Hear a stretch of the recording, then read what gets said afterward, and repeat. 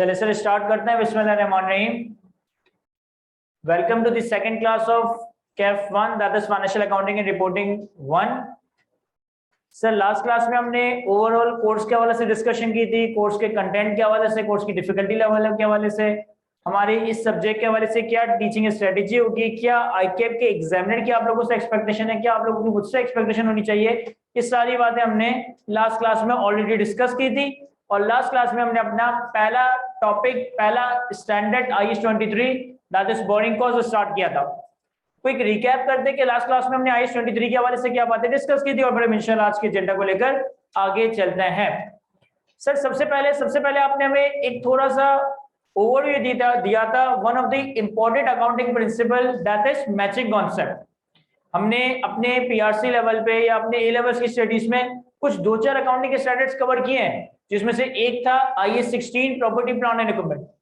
IAS 16 property plan and equipment के standard का अगर आप ऑब्जेक्टिव या इसको लाने के पीछे जो मकसद था उसको समझे ना, तो IAS 16 property plan and equipment का स्टैंडर्ड लाया गया था मैचिंग कॉन्सेप्ट को इंटैक्ट रखने के लिए, मैचिंग कॉन्सेप्ट को बरकरार रखने के लिए कि भाई अगर एक कंपनी अपने बिजनेस के लिए प्लांट एंड मशीनरी में या मोटर व्हीकल में या फर्नीचर में या ऑफिस इक्विपमेंट में कोई एक्सपेंडिचर करती है और in property plant and equipment का जो बेनिफिट है वो ऑब्वियसली मोर देन 1 ईयर्स मिलने वाला है, क्योंकि एयर कंडीशन हो गया, लैपटॉप हो गया, फर्नीचर हो गया, इंफ्रास्ट्रक्चर हो गया, इन चीजों की लाइफ 1 साल से ज्यादा होती है।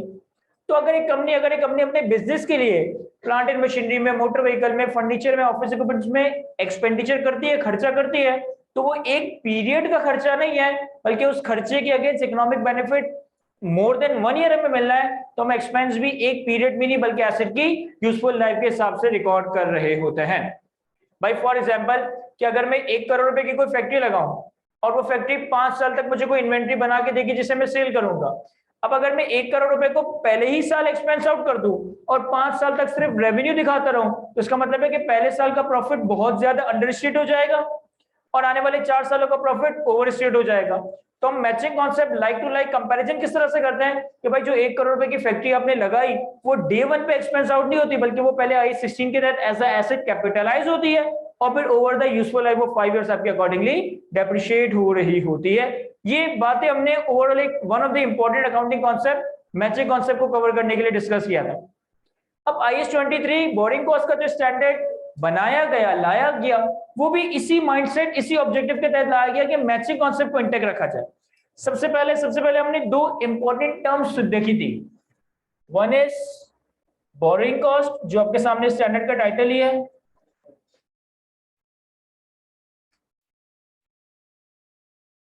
And the second one is called qualifying asset.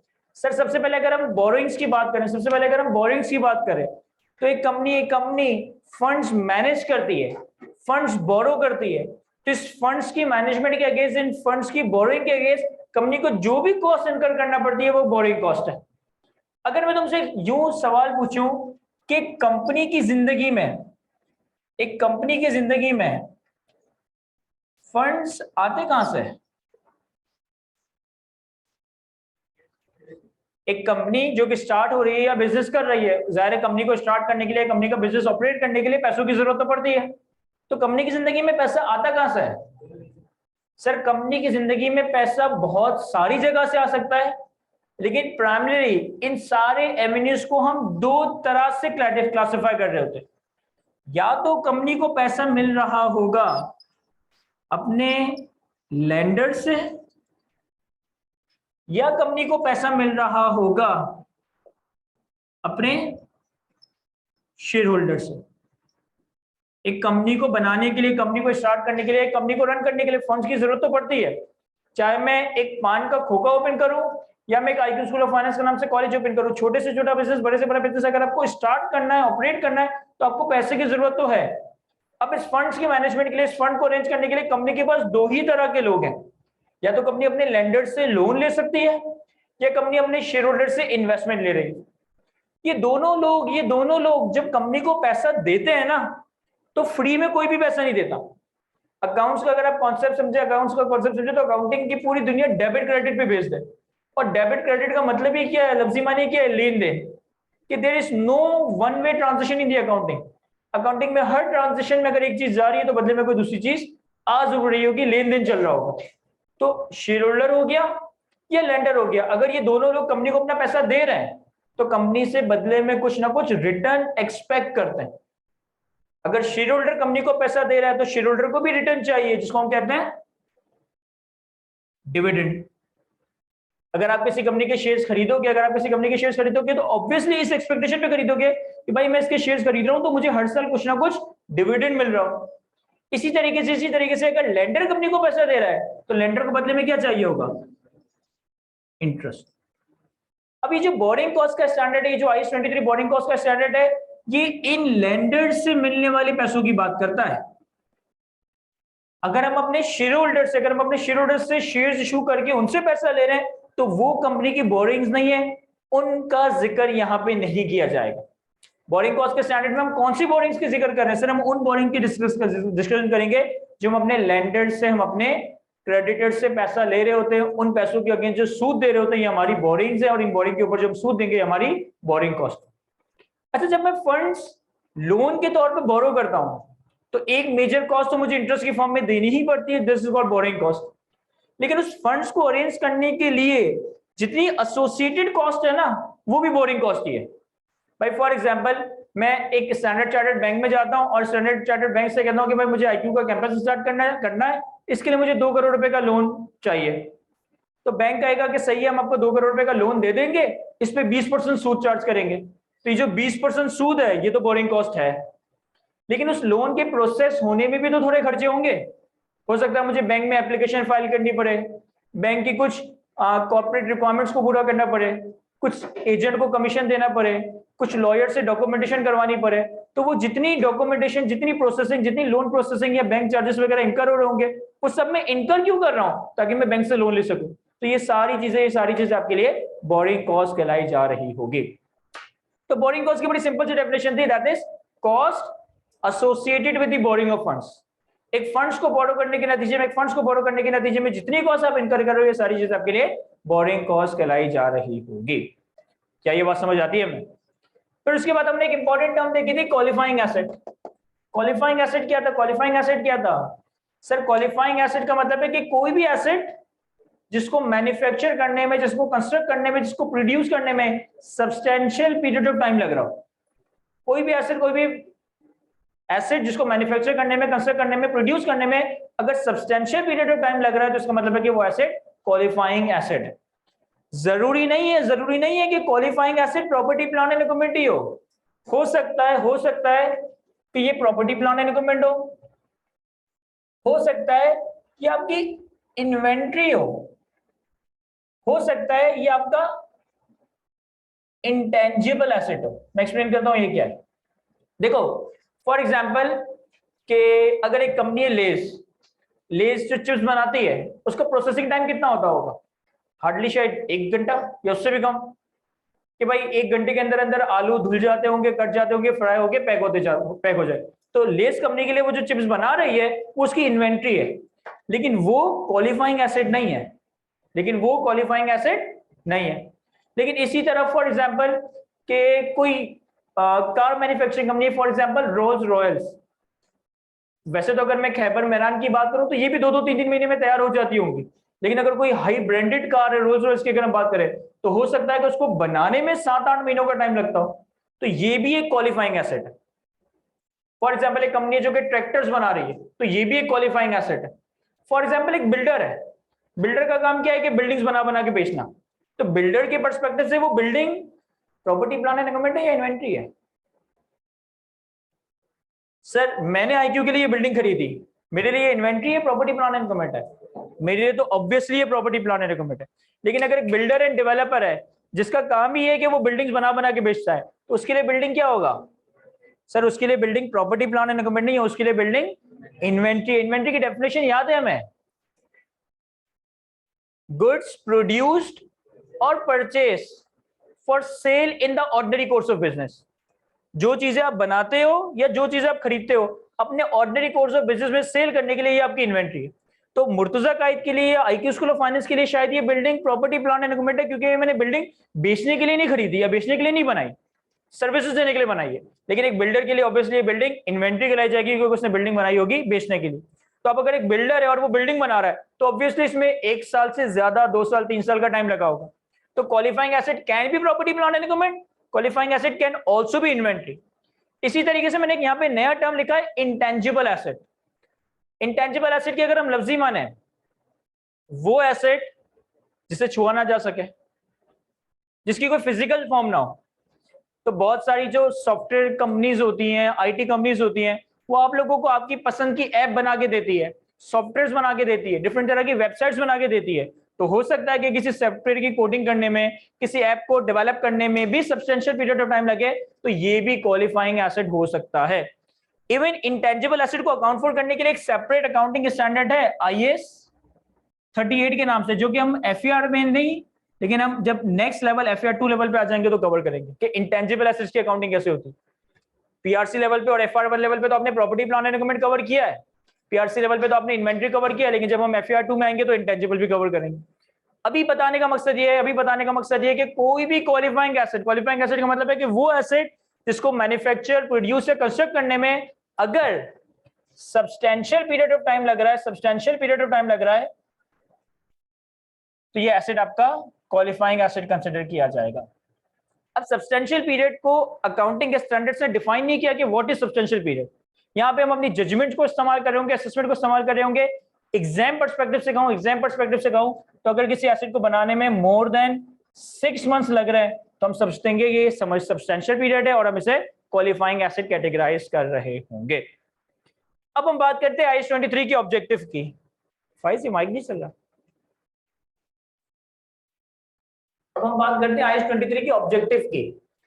IAS 23 ये कहता है कि अगर आप एक क्वालिफाइंग एसेट की कंस्ट्रक्शन या मैन्युफैक्चरिंग करवाते हो और उस क्वालिफाइंग एसेट की कंस्ट्रक्शन या मैन्युफैक्चरिंग करवाने के लिए आपने कोई लोन लिया, आपने कोई बोरिंग्स की, तो उस लोन और बोरिंग के अगेंस्ट जो आपको बोरिंग कॉस्ट, जो आपको सूद इनकर करना पड़ेगा, वो आपका for the year, for the period expense नहीं है।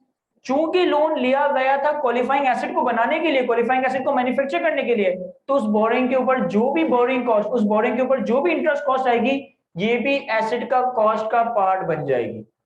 आम हालात में अगर मैं कोई भी लोन लेता हूं अपने वर्किंग कैपिटल को मैनेज करने के लिए, बिजनेस को रन करने के लिए, तो उस लोन पे जो भी सूद है वो मेरा फॉर द ईयर एक्सपेंस है, जिसे मैं अपने P&L में इंटरेस्ट एक्सपेंस के नाम से एक्सपेंस आउट कर देता हूं।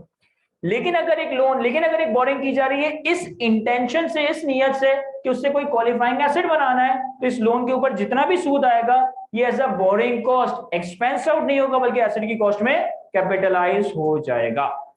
ये सिंपल सा IAS 23 का ऑब्जेक्टिव है। फिर IAS 23 डिस्कस करता है दो तरह की बोरिंग्स को। एक को हमने नाम दिया था स्पेसिफिक बोरिंग, एक को हमने नाम दिया था जनरल बोरिंग। आसान सा फर्क है इन दोनों में। वो बोरोइंग्स जो कि मैंने स्पेसिफिकली सिर्फ और सिर्फ क्वालिफाइंग एसेट के लिए ही की है, वो स्पेसिफिक बोरिंग है। जनरल बोरिंग का मतलब है वो बोरिंग जो मैंने जनरल पर्पस के लिए की है, या मैंने ये नहीं कि मैं उससे बहुत सारे काम करने वाला हूं, उससे अपने एडमिन की सैलरी भी दूंगा, उससे अपने अपार्टमेंट का रेंट भी दूंगा, उससे अपने बिजली के बिल भी भरूंगा और क्वालिफाइंग एसेट पे खर्चा भी कर दूंगा। तो अगर एक लोन सिर्फ और सिर्फ क्वालिफाइंग एसेट के लिए ही लिया गया है तो वो लोन आपके लिए स्पेसिफिक बोरिंग कहलाया जाएगा। और अगर एक loan qualifying asset as well as बाकी कामों पे भी इस्तेमाल हो रहा है तो ये लोन फिर आपके लिए जनरल लोन कहलाया जा रहा होगा। समझ आती है ना सारी बातें? तो ये सारी बातें तो वो थी जो हमने लास्ट क्लास में डिस्कस की थी।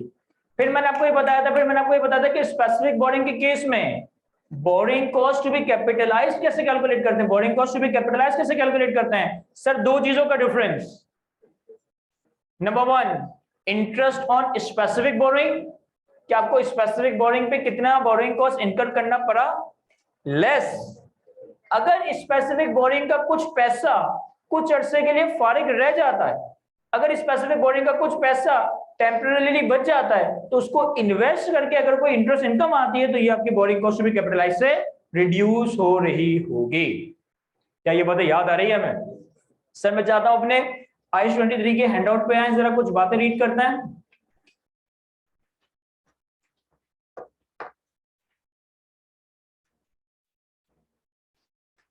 किसी के पास हैंडआउट ना हो अगर अगर हम अपने पास सबसे पहले इंट्रोडक्शन वाली स्लाइड पर आए, तो ये सारी बातें मैं डिस्कस कर चुका हूं, बस मैंने फॉर्मेलिटी के लिए रीड करनी है। What is the objective? What is the objective of IS 23 boarding cost? The core principle of IS 23 boarding cost is that you should capitalize borrowing cost if they are directly attributable to the acquisition, construction or production of a qualifying asset. अगर qualifying asset के लिए कोई directly attributed borrowings हैं, तो हम उसे expense out नहीं करेंगे, बल्कि asset की cost का part बनाकर capitalize कर रहे होंगे। What is borrowing cost? Borrowing costs are the interest and other costs. Other cost की example क्या होगी? Loan processing fee, bank charges, तो लिख लें अंडरलाइन करके। अदर कॉस्ट की एग्जांपल क्या होगी? Loan processing, bank charges etcetera. Borrowing cost and interest, borrowing cost are interest and other cost that an entity incurs in connection with the borrowing of funds. Funds की borrowing से related आप जितनी भी cost incur करते हो, वो सारी चीजें बोरिंग कॉस्ट कंसीडर की जाएगी। इसके बाद qualifying asset. A qualifying asset in an asset that necessarily takes a substantial period of time to get ready for its intended use or sale. एक ऐसा एसेट जो कि प्रिपेयर होने में, रेडी होने में, मैन्युफैक्चर होने में सब्सटेंशियल पीरियड ऑफ टाइम लेता है, इस एसेट को हम क्वालिफाइंग एसेट कह रहे होंगे। Note that IS 23 does not say it must necessarily be an item of property, plant and equipment. It can also include inventories or intangible assets too. जरूरी नहीं है कि ये कोई प्रॉपर्टी प्लांट एंड इक्विपमेंट हो। अगर किसी इन्वेंटरी को बनाने में सब्सटेंशियल पीरियड ऑफ टाइम लग रहा है, अगर किसी इंटेंजिबल एसेट, किसी सॉफ्टवेयर, किसी ऐप, किसी वेबसाइट को बनाने में सब्सटेंशियल टाइम लग रहा है, तो ये चीजें भी क्वालिफाइंग एसेट हो सकती हैं। But what is substantial period of time? Well, that is not defined in IS 23, so here you need to apply some judgement. Normally if an asset takes more than 1 year to be ready, it would be qualifying asset. इसके आगे अपने हाथों से लिख दीजिएगा, for exam purpose, for exam purpose,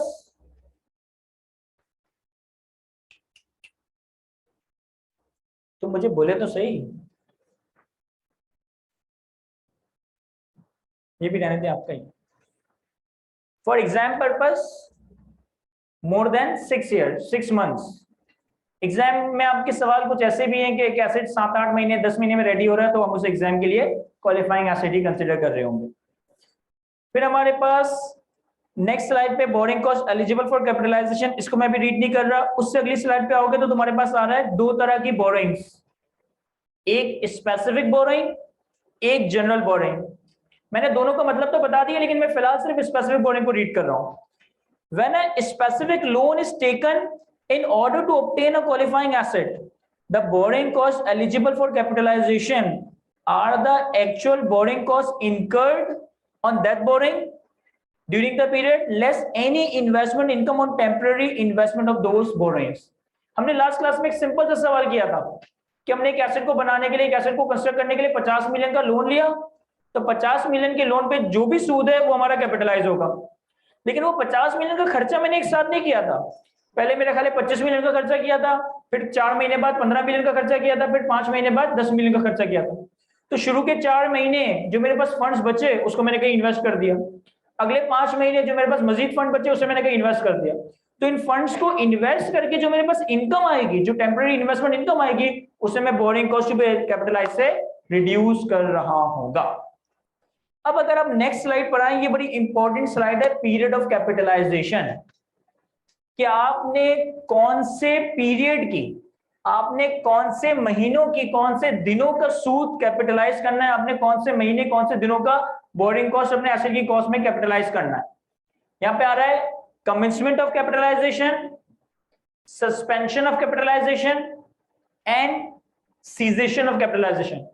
यानी कि कब बोरिंग कॉस्ट की कैपिटलाइजेशन शुरू करोगे, कैपिटलाइजेशन का सब लफ्ज तो समझते हैं ना, यानी कि कब बोरिंग कॉस्ट को अपने एसेट की कॉस्ट का पार्ट बनाओगे, एक्सपेंस आउट नहीं करोगे। तो आपने कब इंटरेस्ट की कैपिटलाइजेशन को शुरू करना है, कब सस्पेंड करना है यानी कि रोक देना है, और कब सीज करना है यानी कि खत्म कर देना है। तो सबसे पहले कमेंसमेंट ऑफ कैपिटलाइजेशन में 3 कंडीशंस लिखी हैं। ये तीनों कंडीशंस पूरी होगी तो जाके सूद की कैपिटलाइजेशन होगी, अदरवाइज सूद कैपिटलाइज होना शुरू नहीं होगा। कहता है capitalisation of borrowing cost should start only when expenditure for the asset are being incurred, borrowing costs are incurred, and activities necessary to prepare the asset have started. जब ये तीनों बातें, अगर तीनों बातों में से दूसरी बात के आखिर में देखो तो एंड का लफ्ज लिखा हुआ, उस एंड के लफ्ज को बोल्ड इटैलिक अंडरलाइन कर लें। ये तीनों बातें पूरी होंगी तो सूद की कैपिटलाइजेशन स्टार्ट होगी। ये तीनों बातें क्या है? नंबर 1, आपकी कंस्ट्रक्शन चल रही हो, स्टार्ट हो गई हो, आपने खर्चा भी स्टार्ट कर दिया और आप पे सूद भी लगना स्टार्ट हो गया। देखो मैं से एक एग्जांपल से समझाता हूं। फॉर एग्जांपल कि भाई मुझे जो है ना आईक्यू के लिए कैंपस बनाना है।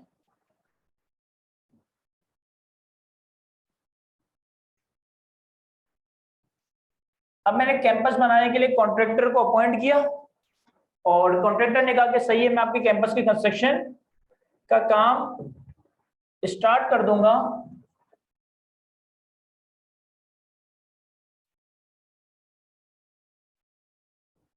फर्स्ट जनवरी 2021 से। मैंने बैंक से लोन रिसीव किया इसके लिए 10 मिलियन का, और लोन मुझे मिल रहा है लेट्स से 1 मार्च 21 पे। मेरे कॉन्ट्रैक्टर ने काम शुरू कर दिया कब? 1 जनवरी पे, लेकिन मुझे बैंक से लोन कब मिल रहा है? 1 मार्च। और जैसे ही मुझे बैंक से लोन मिला मैंने अपने कॉन्ट्रैक्टर को पेमेंट भी कर दी 1 मार्च 21 पे। मैंने कॉन्ट्रैक्टर से कहा भाई आप काम शुरू करो, मैंने बैंक में लोन के लिए अप्लाई किया, भाई जैसे लोन मिल जाएगा मैं आपको पेमेंट कर दूंगा। तो कॉन्ट्रैक्टर ने मुझ पर भरोसे किया और उसने 1 जनवरी से तोड़फोड़ शुरू कर दी। लोन मुझे 2 महीने बाद 1 मार्च को मिला और मैंने पेमेंट भी कर दी 1 मार्च को। तो सर कैपिटलाइजेशन इस केस में स्टार्ट कब होगी? 1 जनवरी से या 1 मार्च से? सर कैपिटलाइजेशन हम स्टार्ट करेंगे जब तीनों कंडीशंस पूरी हो रही है। Construction activities are started, expenditure has been made यानी कि खर्चा कर दिया, एंड सूद लगना शुरू हो चुका हो। तो ये तीनों चीजें पूरी कब हो रही हैं? सर 1 मार्च 21। तो इवन तो कि मैंने कंस्ट्रक्शन यहाँ स्टार्ट कर दी है, लेकिन मेरा बोरिंग कॉस्ट का कैपिटलाइजेशन कब स्टार्ट होगा? जब ये तीनों कंडीशन। अच्छा ऐसा भी हो सकता है कि मैंने लोन रिसीव कर लिया 1 मार्च जनवरी 21 पे, बैंक से मुझे 1 जनवरी 21 पे लोन मिल गया। मैंने फिर कॉन्ट्रैक्टर को ढूंढा, कॉन्ट्रैक्टर मुझे मिला और कॉन्ट्रैक्टर ने काम स्टार्ट किया 1 मार्च 21 पे, और मैंने पेमेंट भी कॉन्ट्रैक्टर को 1 मार्च 21 पे की। अब मुझ पे सूद कब से लग रहा है? सर मुझसे सूद लग रहा है 1 जनवरी से, क्योंकि बैंक तो मुझसे ये नहीं कहेगा ना कि आपने जब से लोन लिया आपको सूद देना पड़ेगा, आप खर्चा करो ना करो मुझे क्या। लेकिन कंस्ट्रक्शन और पेमेंट कब हो रही है? 1 मार्च पे। तो कैपिटलाइजेशन स्टार्ट कब होगी? 1 मार्च। तो बोरिंग कॉस्ट की कैपिटलाइजेशन स्टार्ट करेंगे जब 3 कंडीशंस पूरी हो रही हो। Number 1 construction have started, number 2 expenditure have been incurred, and number 3 borrowing cost यानी कि इंटरेस्ट हैज बीन चार्ज। जब ये तीनों कंडीशंस पूरी हो जाएंगी तब आपके सूद की कैपिटलाइजेशन स्टार्ट हो जाएगी। क्या ये बात समझ आती है हमें? फिर नेक्स्ट कहता है suspension of capitalisation. Suspension of capitalisation, इसमें क्या लिखता है? Capitalization of borrowing cost, capitalization of borrowing cost should be suspended if development of the asset is suspended for an extended period of time. For an extended period of time. इसके आगे bracket में लिख दें due to abnormal reason. Due to abnormal reason. For example हमने bank से loan लिया, हमने काम भी शुरू करवा दिया, हमने कॉन्ट्रैक्टर को पेमेंट भी कर दी, तो हमारे बोरिंग कॉस्ट की कैपिटलाइजेशन, बोरिंग कॉस्ट का कैपिटलाइज होना शुरू हो गया। 4 महीने काम चलता है, 4 महीने के बाद एसबीसी वाले आते हैं, सिंध बिल्डिंग कंट्रोल अथॉरिटी वाले आते हैं और मुझे कहते हैं भाई आप ये इलीगल बिल्डिंग बना रहे हो, और आईक्यू स्कूल ऑफ फाइनेंस को सील करके चले जाते हैं। अब मैं गवर्नमेंट के मसलों में फंस गया। अब मैं रोज एसबीसी के धक्के खा रहा हूं और उनसे क्लियरेंस लेकर आता हूं कि भाई मुझे कंस्ट्रक्शन स्टार्ट करने दो, और इस काम में मुझे 2 महीने लग गए। यानी 4 महीने कंस्ट्रक्शन हुई, 4 महीने के बाद मेरे कैंपस पे एसबीसी वाले आए और उन्होंने कैंपस सील कर दिया। अब जब उन्होंने कैंपस सील कर दिया तो मैं कंस्ट्रक्शन कर नहीं सकता, वो बड़ा वायलेशन हो जाएगी। तो फिर मैंने एसबीसी के धक्के खाना शुरू कर दिया कि भाई मुझे क्लियरेंस दे, मुझे यहाँ पे कैंपस बनाना है, और इस काम में मुझे 2 महीने लग गए। और फिर 2 महीने बाद काम वापस से स्टार्ट हो गया। तो ये 2 महीने जो मेरा काम रुक गया ड्यू टू एबनॉर्मल रीजन, इन 2 महीनों में मैं सूद को कैपिटलाइज नहीं कर रहा हूंगा। फॉर एग्जाम्पल, मैंने सब कुछ किया, मेरा काम स्टार्ट हो गया, मैंने बोरिंग कॉस्ट की कैपिटलाइजेशन स्टार्ट कर दी। अब 4 महीने काम चला, उसके बाद कराची में बहुत ज्यादा आंधी तूफान आने शुरू हो गए। इतना ज्यादा आंधी तूफान आ गया कि कॉन्ट्रैक्टर यहां आ ही नहीं सकता था, वो काम कहां से करेगा। और 2 महीने तक बारिशें चली, उसके बाद दोबारा काम स्टार्ट हो गया। तो ये जो 2 महीने का लैग आया, ये किस वजह से आया? ड्यू टू एबनॉर्मल रीजन, इसमें मैं कैपिटलाइजेशन नहीं करूंगा। लेकिन 4 महीने काम चला, आईक्यू का एक फ्लोर रेडी हो गया। कॉन्ट्रैक्टर ने कहा कि अब हम 1 महीने तक इस एक फ्लोर को पानी देंगे और जब ये मजबूत हो जाएगा तो दूसरा फ्लोर खड़ा करेंगे। ऐसा होता है प्रैक्टिकली। 4 महीने काम चला, 4 महीने काम हुआ तो एक फ्लोर रेडी हो गया। अब वो 1 महीने सिर्फ पानी देने आ रहा है, ये पानी दे रहा है, ये सूखने के लिए रख दिया, और फिर 1 महीने बाद काम स्टार्ट हो रहा है। इस 1 महीने का बोरिंग कॉस्ट कैपिटलाइज करेंगे, क्योंकि ये जो डिले आ रहा है ये एबनॉर्मल रीजन की वजह से नहीं आ रहा, ये नॉर्मल रीजन की वजह से आ रहा है, तो इसको मैं कैपिटलाइज कर रहा हूंगा। लास्ट से लास्ट अटेम्प्ट में आईक्यू ने सवाल ये पूछा कि भाई आपने कंस्ट्रक्शन की और सीजनल रेनिंग की वजह से आपकी कंस्ट्रक्शन 2 महीने रुक गई। सीजनल रेनिंग की वजह से आपकी कंस्ट्रक्शन 2 महीने रुक गई। अब एग्जामिनर कमेंट्स में लिखा है कि ज्यादातर बच्चों ने उन 2 महीनों में सूद कैपिटलाइज नहीं किया, जबकि वो रेन अनएक्सपेक्टेड एबनॉर्मली थी, वो सीजनल थी। हमें पहले से ही मालूम था कि 2 महीने का लैग आएगा, क्योंकि नॉर्मली सीजन में रेन होता है, तो उन 2 महीनों में भी सूद कैपिटलाइज होना था। तो अगर डिले एबनॉर्मल रीजन की वजह से आता है, प्रिडिक्टेड इवेंट की वजह से आता है, तो हम कैपिटलाइज नहीं करेंगे। लेकिन अगर प्रिडिक्टेड या नॉर्मल कोर्स ऑफ बिजनेस में डिले आ रहा है तो फिर उस पीरियड का सूद भी कैपिटलाइज हो रहा होगा।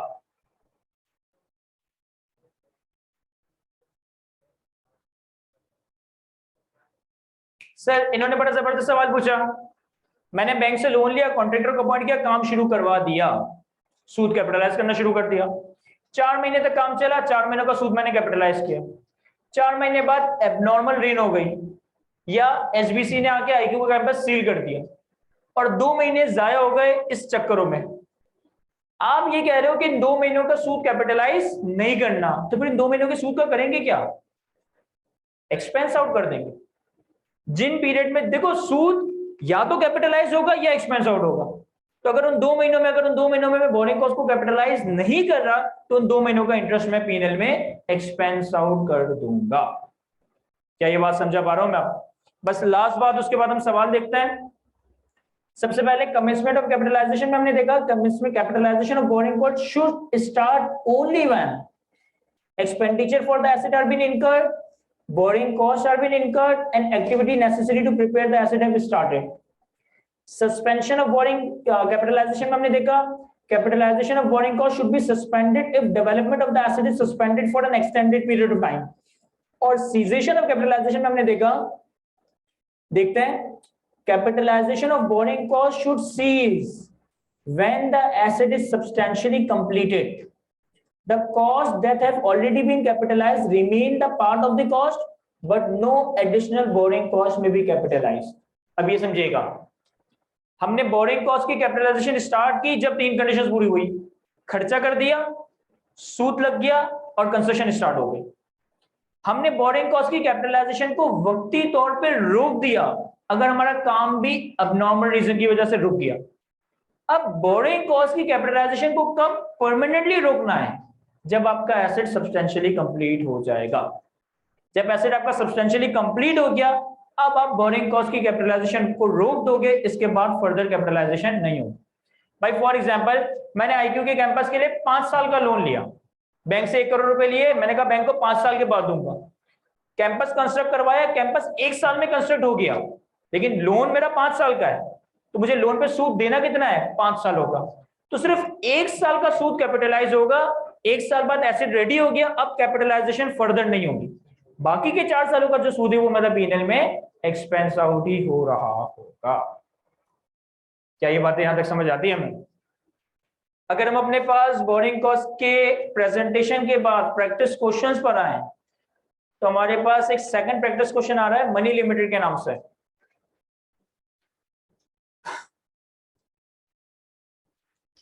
कहता है money limited begin the construction of a new building on 1 Feb 2015।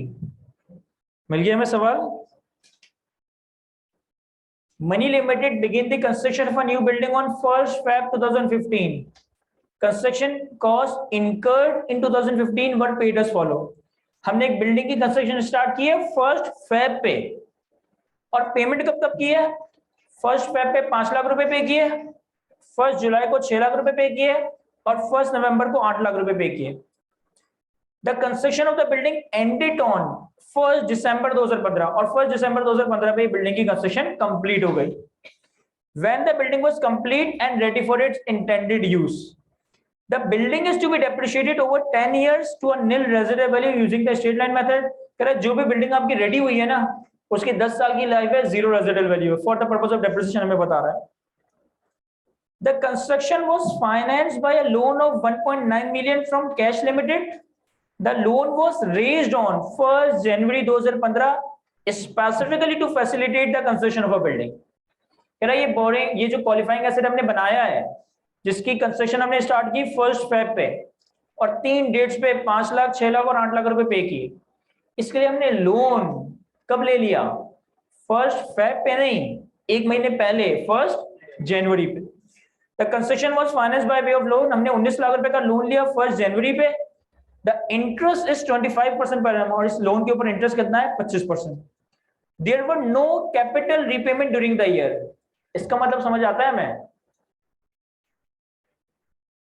कि इस एक साल के अरसे में हमने जो 19 लाख का लोन लिया था, इसमें से कुछ भी वापस नहीं किया, वो आने वाले सालों में होगा।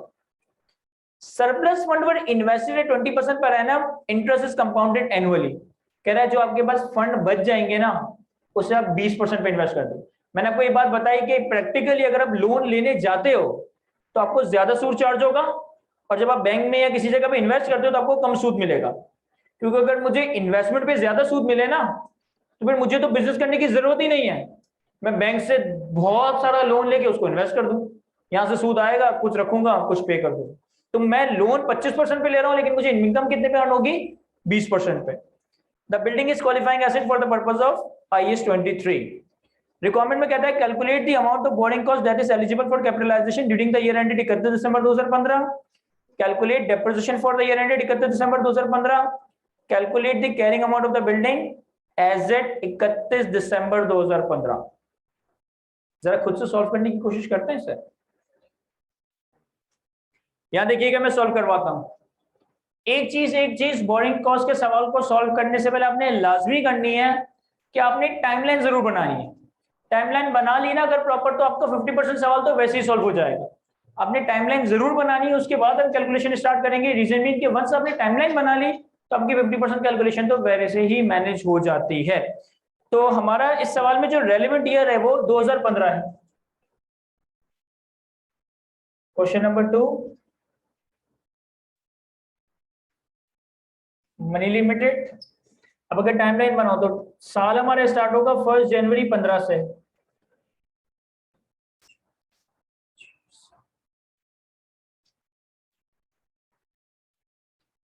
ये 1 जनवरी 15 स्टार्ट हुआ, तो ये जनवरी का आखिर, फरवरी का आखिर, मार्च, अप्रैल, मई, जून, जुलाई, अगस्त, सितंबर, अक्टूबर, नवंबर और दिसंबर। तो हर महीने के आखिर की डेट लिखी है हमने, ठीक है। अब इस सवाल में कहता है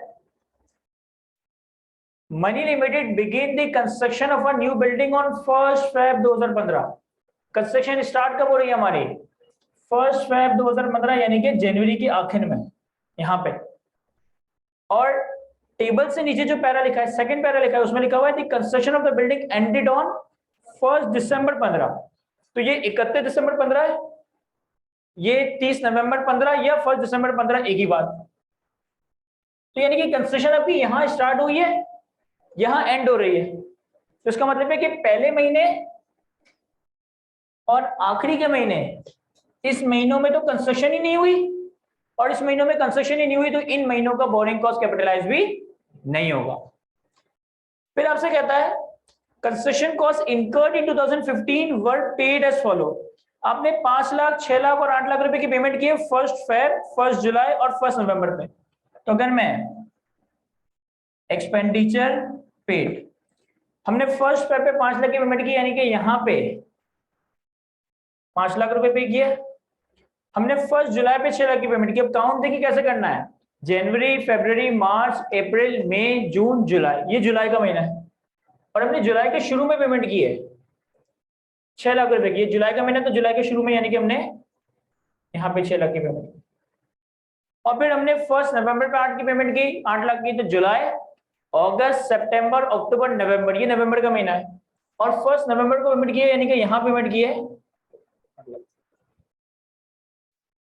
तो पहले मैंने पूरा साल प्लॉट किया, कंस्ट्रक्शन जहां से स्टार्ट हुई, जहां एंड हुई वो मार्क किया, उसके अलावा के जो महीने थे वो कट कर दिए।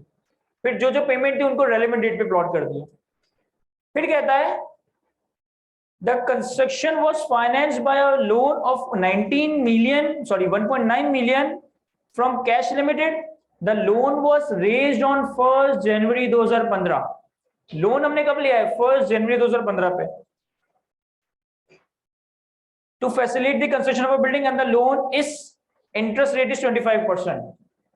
तो हमने एक स्पेसिफिक बोरोइंग की, स्पेसिफिक लोन लिया और इस लोन पे सूद कितना है? 25%।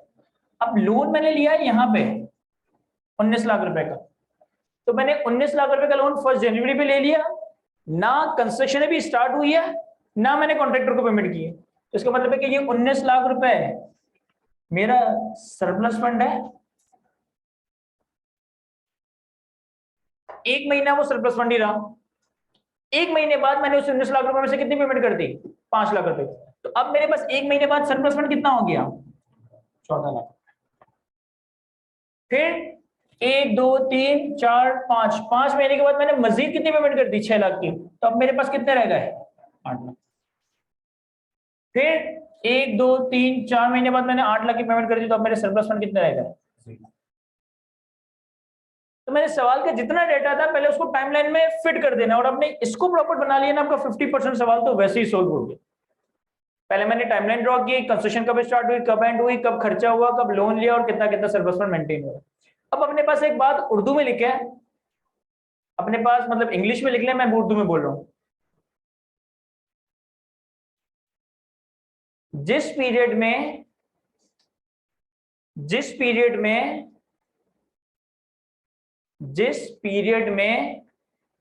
बोरिंग कॉस्ट,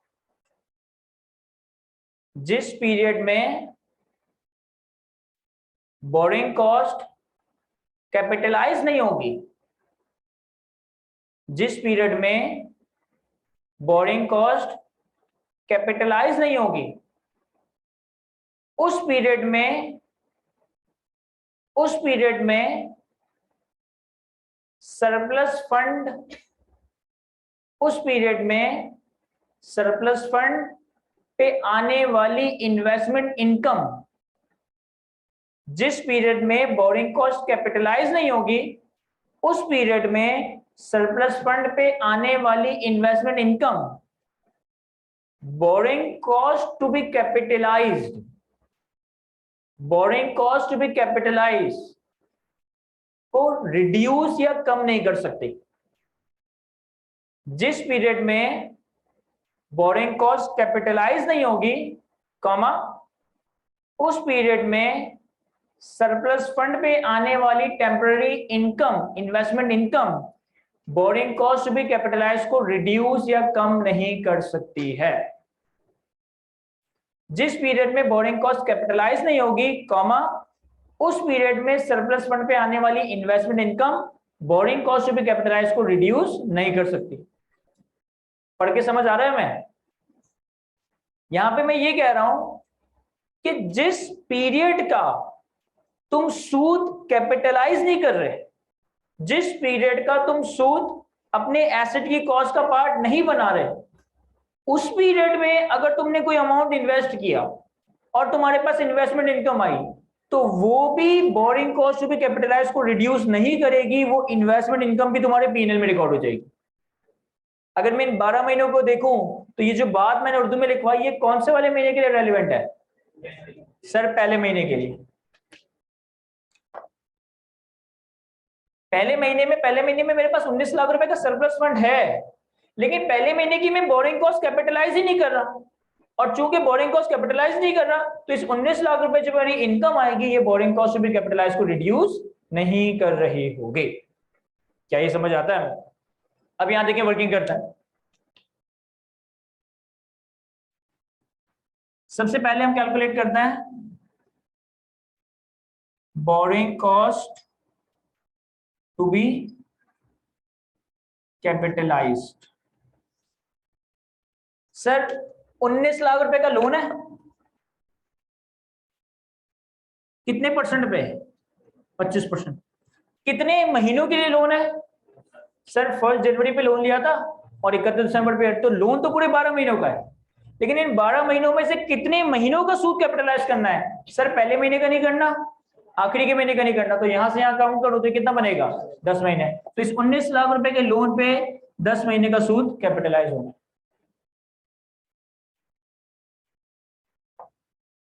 कितना बन रहा है देखो, 395,800।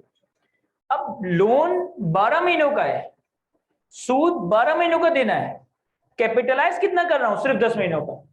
तो इस पहले वाले महीने और आखिरी वाले महीने के ऊपर भी तो लोन पे सूद लगा है ना, उसका क्या करेंगे?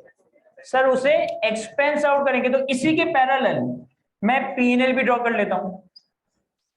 पीएनएल में एक आइटम आ जाएगा इंटरेस्ट एक्सपेंस, कितना? 19 लाख रुपए के लोन पे 25% के हिसाब से 2 महीने का सूद। 19 लाख पे टोटल 12 महीने का सूद आपने बर्दाश्त किया, 10 महीने का एसेट की कॉस्ट में कैपिटलाइज किया, एक 2 महीने का इंटरेस्ट एक्सपेंस आउट कर दिया 79। और चूंकि ये एक्सपेंस है तो मैं इसे नेगेटिव में दिखा रहा हूं। अच्छा, अब मेरे पास यहाँ पे 19 लाख रुपए आ गए, एक महीने का सूद मैंने कैपिटलाइज नहीं किया, और एक महीना पैसा फारिग पड़ा रहा, तो उसको कहीं ना कहीं इन्वेस्ट किया होगा, कहीं ना कहीं इन्वेस्ट किया होगा तो उस पर इनकम आई होगी। क्या उस एक महीने की इन्वेस्टमेंट इनकम को मैं यहां से माइनस कर दूं? नहीं सर, अभी आपने बताया कि जिस पीरियड का सूद कैपिटलाइज नहीं हो सकता उस पीरियड में आने वाली टेम्पररी इन्वेस्टमेंट इनकम आपकी बोरिंग कॉस्ट भी कैपिटलाइज को रिड्यूस नहीं करेगी। तो इस एक महीने की इन्वेस्टमेंट इनकम का क्या करेंगे? सर इस एक महीने की इन्वेस्टमेंट इनकम को भी पीएनएल में लेके चले जाएंगे, यानी कि हमारे पीएनएल में ही एक आइटम आ जाएगा इंटरेस्ट इनकम, कितना? 19 लाख रुपए। इन्वेस्टमेंट कितने पे करेंगे? 20%। और कितने महीनों के लिए? सिर्फ एक महीने के। 31। तो ये एक्सपेंस है तो मैंने नेगेटिव दिखाया, ये इनकम है तो मैं इसको पॉजिटिव दिखाया। अब 19 लाख रुपए को यहां से यहां इन्वेस्ट किया, जो इनकम आई उसे पीएनएल में इनकम के तौर पर रिकॉर्ड कर। अब इस पॉइंट पे सूद भी लग रहा है, खर्चा भी हो गया और कंसेशन भी स्टार्ट हो गई, तो तीनों कंडीशंस पूरी हो गई कमिटमेंट ऑफ कैपिटलाइजेशन की, सूद भी चार्ज होना, खर्चा भी होना और कंसेशन भी स्टार्ट होना। अब यहां से हमारी गाड़ी शुरू हो जाएगी। तो 19 लाख के लोन पे जो 10 महीनों का सूद था तो वो तो मैंने कैपिटलाइज किया हुआ था। हमने 19 लाख में से 5 लाख की पेमेंट की, कितने बच गए? 14 लाख। इसको इन्वेस्ट कर दूंगा कितने अरसे के लिए? 1 2 3 4 और 5। इन 5 महीनों में सूद कैपिटलाइज हो रहा है, तो जो इन्वेस्टमेंट इनकम आएगी ये भी बोरिंग कॉस्ट भी कैपिटलाइज को रिड्यूस कर रही होगी। तो less investment income 14 lakh multiply by 20% multiply by 5/12। 1 2 3 4 5 1,16,000।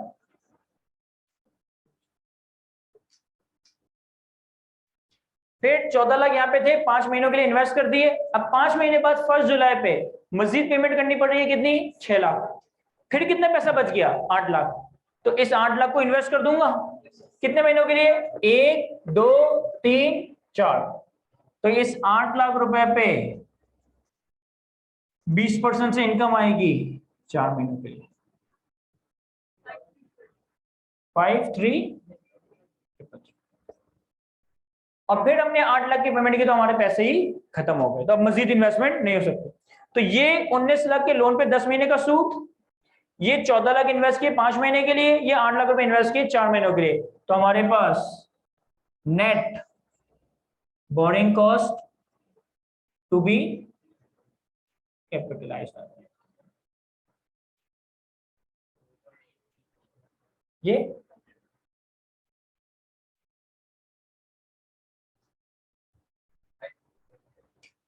22583। Sir इन्होंने हमसे सवाल में क्या मांगा है? सवाल की पहली रिक्वायरमेंट में कहता है compute the amount of borrowing cost that is eligible for capitalisation during the year ended 31 December 2015। तो ये मेरी सवाल की रिक्वायरमेंट नंबर 1 हो गई। ये मैंने एडिशनल सिर्फ समझाने के लिए कैलकुलेट किया, ये मुझे मांगा नहीं है कि कितना इंटरेस्ट एक्सपेंस आउट होना है और कितनी इनकम आनी है। पॉइंट नंबर बी और सी में क्या कहता है? Calculate the depreciation for the year ended 31 December 2015 and calculate the carrying amount of building asset 31 December 2015। यहां देखें सर, अब अगर मैं आपसे पूछूं कि कॉस्ट ऑफ बिल्डिंग कितनी है, सर एक तो इसमें आएगा कंस्ट्रक्शन कॉस्ट, 19 लाख का जो खर्चा किया वो बिल्डिंग की कॉस्ट ही है ना। और क्या आएगा सर? ये जो बोरिंग कॉस्ट हमने कैपिटलाइज किया 225 833, तो borrowing cost to be capitalised 225833। तो हमारे पास प्रॉपर्टी प्लांट एंड इक्विपमेंट की बिल्डिंग की कॉस्ट कितनी आ गई? 1 दिसंबर 15 पे हमारी बिल्डिंग रेडी हो गई थी।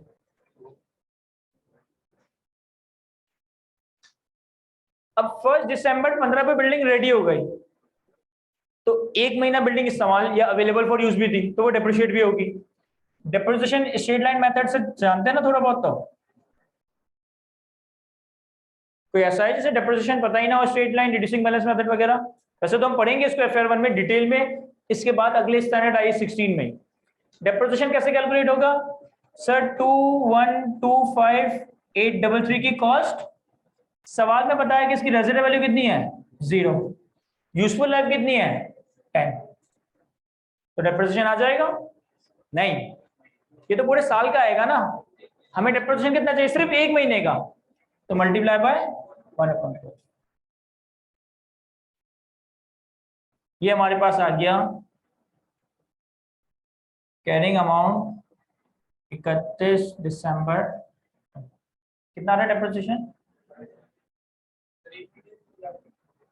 सर? 1 महीना क्यों लिया आपने? हम 2015 के लिए वर्किंग कर रहे हैं।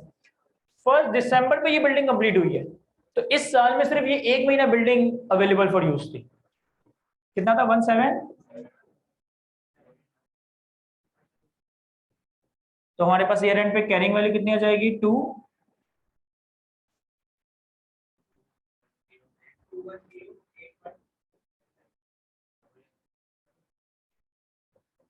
तो ये हमारी सवाल की रिक्वायरमेंट नंबर बी कि आपका इस साल का डेप्रिसिएशन कितना है, और ये सवाल की रिक्वायरमेंट नंबर सी के साल के आखिर में आपके पास कैरिंग वैल्यू कितनी आ रही है। कॉपी करने से कोई चीज ना समझ आई हो, कोई चीज मिस हो गई है तो मुझसे पूछें। दोबारा से रिपीट कर देता हूं। हमने ये बात देखी कि आपने किन पीरियड का बोरिंग कॉस्ट कैपिटलाइज करना है। पहले हमने देखा कि बोरिंग कॉस्ट की कैपिटलाइजेशन स्टार्ट होगी जब 3 कंडीशंस पूरी होंगी, जब खर्चा हो जाए, जब कंस्ट्रक्शन स्टार्ट हो जाए और जब सूद लगना शुरू हो जाए। फिर हमने कहा कि बोरिंग कॉस्ट की कैपिटलाइजेशन सस्पेंड हो जाएगी जब कंस्ट्रक्शन एक्टिविटीज में एबनॉर्मल रीजन की वजह से डिले आए। और फिर हमने कहा कि बोरिंग कॉस्ट की कैपिटलाइजेशन रुक जाएगी जब आपका एसेट सब्सटेंशियली कंप्लीट हो जाए। तो इस सवाल में हमने लोन लिया 1 जनवरी पे, लेकिन कंस्ट्रक्शन और खर्चा कब किया? 1 दिसंबर पे। तो उस 1 महीने का सूद कैपिटलाइज नहीं करना। तो ये जो 1 महीने का सूद कैपिटलाइज नहीं करना, ये एक्सपेंस आउट होगा। फिर हमारी कंस्ट्रक्शन सब्सटेंशियली या कंप्लीट हो गई 1 दिसंबर पे, तो इस आखिरी महीने का भी सूद कैपिटलाइज नहीं करना। तो 19 लाख के लोन पे 2 महीने का, 1 दिसंबर 1 जनवरी, वो सूद है जो कि एक्सपेंस आउट होगा। तो पीएनएल में मैंने इंटरेस्ट एक्सपेंस में 19 लाख 25% 2 महीने। अच्छा, फिर मैंने एक बात एडिशनल आपको बताई कि जिस पीरियड का सूद कैपिटलाइज नहीं हो सकता, उसी पीरियड में अगर इन्वेस्टमेंट इनकम आ रही है तो वो भी बोरिंग कॉस्ट भी कैपिटलाइज को रिड्यूस नहीं करेगी बल्कि पीएनएल में ही रिकॉर्ड हो जाएगी। इस एक महीने मैंने 19 लाख रुपए को जाया नहीं होने दिया होगा, मैंने इन्वेस्ट कर दिया होगा, लेकिन चूंकि इस एक महीने का सूद मैं कैपिटलाइज नहीं कर रहा, तो इस एक महीने में जो इन्वेस्टमेंट इनकम आएगी उससे भी मैं बोरिंग कॉस्ट भी कैपिटलाइज से रिड्यूस नहीं करूंगा बल्कि पीएनएल में एज इनकम रिकॉर्ड करूंगा। तो 19 लाख रुपए के ऊपर 20% के हिसाब से जो एक महीने की इनकम आई हमने पीएनएल में एज इनकम रिकॉर्ड।